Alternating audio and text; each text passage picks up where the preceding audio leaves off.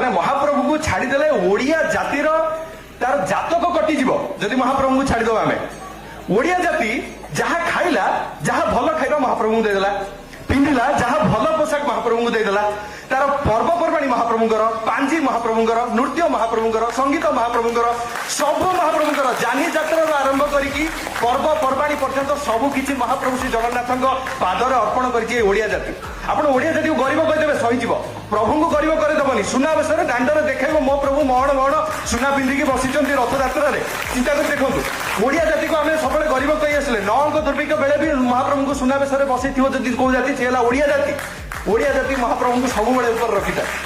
ମୁଁ କହିଲା ବେଳେ ବି ମୋର ମାନେ ଲୋମମୂଳ ଟାଙ୍କୁରି ଉଠୁଛି। କିନ୍ତୁ ମନେ ରଖନ୍ତୁ, ଯୋଉଦିନ ମହାପ୍ରଭୁ ଆମ ଏଇ ମାଟିକୁ ଚୟନ କରିଥିଲେ, ନୀଳାଚଳ ନିବାସାୟ ନିତ୍ୟାୟ ପରମାତ୍ମନେ, ସବୁବେଳେ ଏଇଠି ସେ ଅଛନ୍ତି।